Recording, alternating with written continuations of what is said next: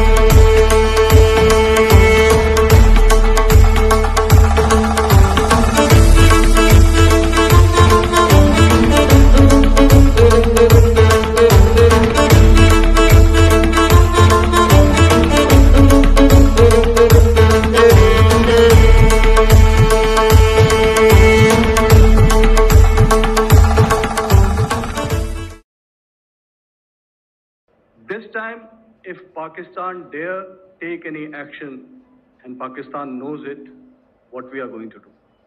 That's all. দর্শক, যারা প্রমাণ চাইছিলেন, প্রমাণ পেয়েছেন।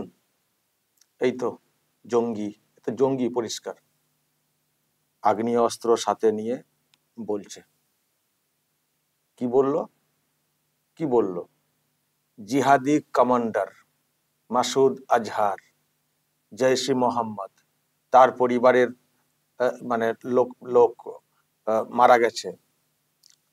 সেখানে বাচ্চাদের কথা বলা হয়েছে। এখন নেতাদেরকে মারতে গিয়ে পাশে কে থাকে, তো গোষ্ঠী উদ্ধার তো হবেই, যেটা হয় আর কি। আর এদের পুরো পরিবারটাই তো জঙ্গি, পুরো পরিবারটাই তো জঙ্গি, পুরো ঝাড়টাই তো জঙ্গি, পুরো ঝাড়। লস্কর-ই তৈয়বা, দেখুন, এটা কিন্তু ইন্ডিয়ান আর্মি বলছে বা ভারতের লোকেরা বলছেন, এটা কিন্তু না। অ্যাকশনের পরে ওখান থেকে এই কথাগুলো উঠে আসছে, তাদের মুখে কথা। জৈশ-ই মোহাম্মদ এবং জিহাদি কমান্ডার নিজেরাই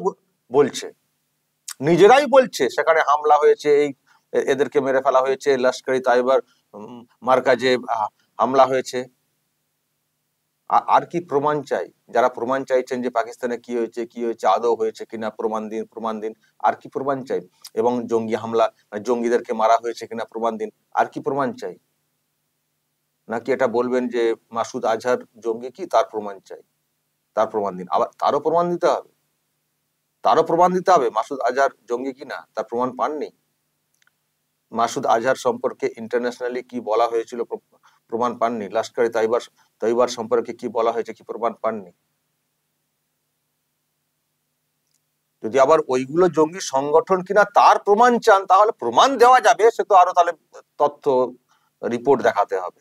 কিন্তু এটুকু তো পরিষ্কার যে ওই ব্যক্তি পরিষ্কার মানে বলছে যে জৈশ-ই মোহাম্মদ জিহাদি কমান্ডার, পরিষ্কার উনি কিন্তু মানে ও কিন্তু উচ্চারণ করলো। তারপরে লস্কর-ই তৈয়বার মার্কাজে হামলা, সেটাও লস্কর-ই তৈয়বাকে আমরা জানি কি। তো পরিষ্কার স্বীকার করে নেওয়া যে এইরকম ঘটনা ঘটছে, তো পাকিস্তান থেকে স্বীকার করা। এখনো পাকিস্তান বলবে জঙ্গিদের উপরে হামলা হয়নি, সাধারণ মানুষের উপর হামলা হয়েছে। ওখানকার নেতা, জঙ্গি নেতা নিজে বলছে তো। নাকি পাকিস্তান এটা বলবে যে মাসুদ আজহার জঙ্গি না, বা লস্কর-ই তৈয়বা জঙ্গি সংগঠন না, জৈশ-ই মোহাম্মদ জঙ্গি সংগঠন না? কি বলে পাকিস্তান?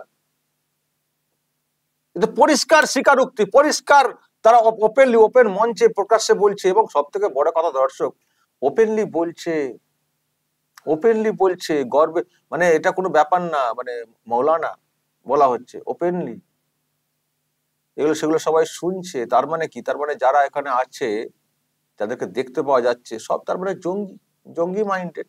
তার মানে এত জঙ্গি ওপেনলি ঘোরে পাকিস্তানে, এত জঙ্গি ওপেনলি ঘোরে পাকিস্তানে, তার মানে পাকিস্তানটা জঙ্গিদের দেশ, যেটা আমরা বলে আসছি। ওদের মনেই হচ্ছে না যে এটা, যেটা করছি আমরা সেটা খারাপ কাজ, যেটা করছি আমরা সেটা খারাপ কাজ। জিহাদি কমান্ডার বলে নিজেরাই বলছে। তারপরে কতটা বেপরোয়া, কতটা এটাকে নিজেদের মানে নীতিগত মান্যতা দিয়ে দেওয়া, যে এগুলো তাদের কাছে কোনো অপরাধ মনেই হচ্ছে না, মনেই হচ্ছে না অপরাধ।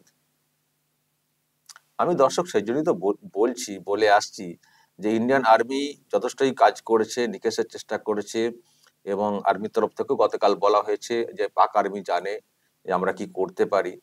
কিন্তু প্রশ্ন হচ্ছে যে কতজনকে মারবে ইন্ডিয়ান আর্মি? কিন্তু পুরো ঝাড়, পুরো এলাকা, পুরো দেশটাই তো জঙ্গি, কতজনকে মারবে একে একে, ওয়ান বাই ওয়ান, বা ওই একটা গ্রুপে গ্রুপে কত মারবে? পুরো লোকজনদের যা মন মানসিকতা, সবাই তো জঙ্গি মাইন্ডেড। কতজনকে মেরে মেরে, মানে ওই দুজন চারজন করে মেরে কি করে জঙ্গি নিকেশ করা হবে? আমি কালকে দেখছিলাম একটা প্রেস মিট যেটা করা হয়েছে ইন্ডিয়ান আর্মির তরফ থেকে, সেখানে একটা সংখ্যা বলা হয়েছে, এত সংখ্যক জঙ্গিকে মারা হয়েছে।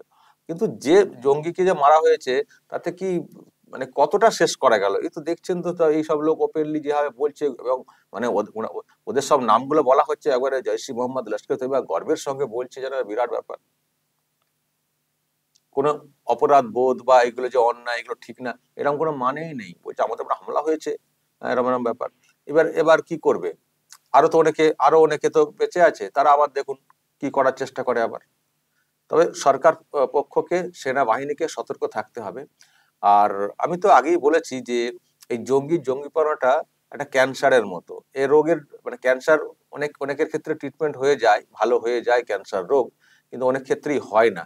তো ভালো হতে গেলে কড়া কড়া ডোজের মানে যা লাগে আর কি দিতে হবে। আর আপাতভাবে সেগুলোকে দমন করতে গেলে হাই ডোজের কেমো লাগবে, হাই ডোজের কেমো লাগবে। তো এখন সেটা কতটা দেওয়া যাবে সেটা একটা ব্যাপার। দিতে শুরু করেছে, একটা ডোজ পড়েছে, আরো ডোজ দিতে হবে।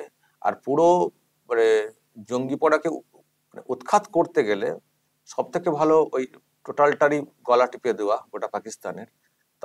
তাহলে যদি একটা কিছু হতো, নাহলে সামান্য অংশ থেকে গেলেই না, সেখান থেকে আবার বাড়তে বাড়তে বাড়তে বাড়তে আবার রূপ ধারণ করবে। খুব জটিল ব্যাপার, খুব জটিল ব্যাপার। আমরা এমন একটা প্রতিবেশী দেশকে পেয়েছি, আবার এদিকটা শুরু হয়েছে পূর্ব দিকে। মানে সত্যি ভারতের যা ভৌগোলিক অবস্থান, আপনি যে ভালোভাবে থাকবেন, একটু শিক্ষা দীক্ষা, উন্নতি, অর্থনীতি এইসব নিয়ে থাকবেন, ভাববেন, আপনাকে ভালো থাকতে দেবে না। যে যার এলাকার কথা ভাবুন। ধরুন আপনি একটা ভদ্রলোক, বাড়ি করে আছেন, পাশের যে প্রতিবেশী ছ্যাঁচড়া, তখন কি হয় বলুন তো আপনাদের? নিশ্চয়ই আপনাদের অনেকেরই আছে। আপনি ভালোভাবে বাঁচতে চাইছেন, কিন্তু পাশের পরিবারটা হয়ে গেছে ছ্যাঁচড়া। আপনি পরিষ্কার পরিচ্ছন্ন রাখতে চাইছেন, সে নোংরা করে রাখে। আপনি আপনার ভাষাগত মানে নিয়ন্ত্রণ, মানে ভদ্রভাবে ব্যবহার করেন, সে দিনরাত গালাগাল দেয় পাশ থেকে। আপনি কারোর উপরে মানে আঘাত আক্রমণ চান না, সে ঢিল মারে। তা আপনি ভালো থাকতে পারবেন? আপনি চাইলেও ভালো থাকতে পারবেন? হয় আপনাকে উঠে পালাতে হবে ওখান থেকে, আর না হলে কড়া ডোজ দিতে হবে, ওকে ওকে তুলে দেওয়া, তাই না? আপনি যদি ও ঢিল মারছে, আপনি আর একটা ঢিল মারলেন, ঢিল মেরে খানিকটা হয়তো একটু একটু বড় ঢিল মারলেন, খানিকটা হয়তো চুপ হলো, আবার দেখবেন শুরু করবে। মানে এই হচ্ছে অবস্থা ভারতের ভৌগোলিক অবস্থান এমন একটা জায়গায় চলে এসছে, বা ওই দেশ ভাগ হয়ে যাওয়ার পরে এমন একটা অবস্থান হয়ে গেছে ভারতের, যে খুব মানে ভালো থাকলেও ভালো থাকতে দেবে না, ভালো থাকতে চাইলেও ভালো থাকতে দেবে না। ভারত তো বলে আসছে আমরা যুদ্ধ চাই না, কারণ ভারতের কাছে উন্নতি, অর্থনীতি একটা বড় মানে সব থেকে বড় লক্ষ্য, প্রধান লক্ষ্য। কিন্তু থাকতে দিচ্ছে কি ভালো? থাকতে দিচ্ছে? প্রত্যাঘাত হলো, হলো, মানে যুদ্ধ বিরতির একটা ব্যাপার এলো, ব্যাস ওরা লাফাচ্ছে, ওদের জয় হয়ে গেছে। মানে কত ছ্যাঁচড়া হলে এগুলো করে, লাফাচ্ছে। এবার জঙ্গি যারা যারা জঙ্গি, তারা উৎসাহিত হবে, তাদের তো নীতিজ্ঞান বলে কিছু নেই। তো কি করে এটার সমাধানটা হবে?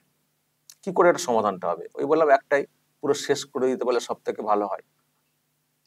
তো সেটা কতটা কি হবে সেটা দেখার বিষয় রয়েছে।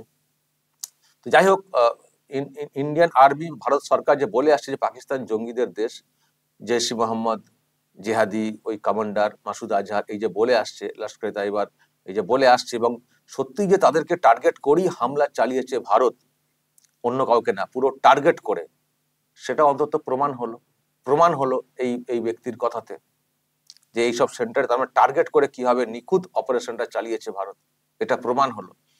তবে ভারত যথেষ্টই প্রত্যাঘাত করেছে, এটা বলার কোনো অপেক্ষা রাখে না। আমি কালকে বলেছি একটা মিস্টেক করে ফেলেছে ভারত। কিরকম মিস্টেক? যেটা অন্য একটা ভাবনা মানুষের মধ্যে তৈরি হয়ে গেছে, সেটা হচ্ছে যে এই যুদ্ধ বিরতির ঘোষণাটা, যুদ্ধ বিরতিটা ভুল না, মিস্টেক না, যুদ্ধ বিরতি হতেই পারে, বড় করে ভাবনা থেকে যুদ্ধ বিরতি হতেই পারে, কিন্তু তার ঘোষণাটা এমন ভাবে হয়েছে যে মানুষের কাছে ভুল বার্তা চলে গেছে, আমাদের ভারতীয়দের কাছেই ভুল বার্তা চলে গেছে। ভারতীয়রাই ওটাকে মনে করছেন যে মনে হয় ভারত মানে ইচ্ছে করে ছেড়ে দিল, কিন্তু সেটা হয়নি। কিন্তু পাকিস্তান চাপে পড়ে ওরাই যুদ্ধবিরতি চেয়েছে, ওরা ট্রাম্পকে ধরেছে, ট্রাম্প তার নিজের স্বার্থে মাথা নাক গলিয়েছে, বা এই সুযোগে কিছু দরদাম, নিজেদের দর বাড়িয়ে নিয়ে কিছু ওখানে পাকিস্তানের সঙ্গে সেটিং করেছে।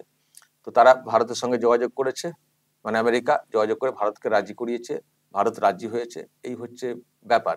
কিন্তু মানে ঘোষণাটা এতটাই দুম করে দিয়েছেন বিক্রম মিশ্রি, ওখানে এস্টাবলিশ হয়নি যে পাকিস্তান নিজের থেকে এগিয়ে এসে, যদিও বলেছেন উনি একবার যে ওরা ফোন করেছিল, কিন্তু ওটা না এস্টাবলিশ হয়নি ঠিক মতো বিশ্বের কাছে, যে পাকিস্তান মানে গুড়িয়ে এসে তারা যুদ্ধবিরতি চেয়েছে।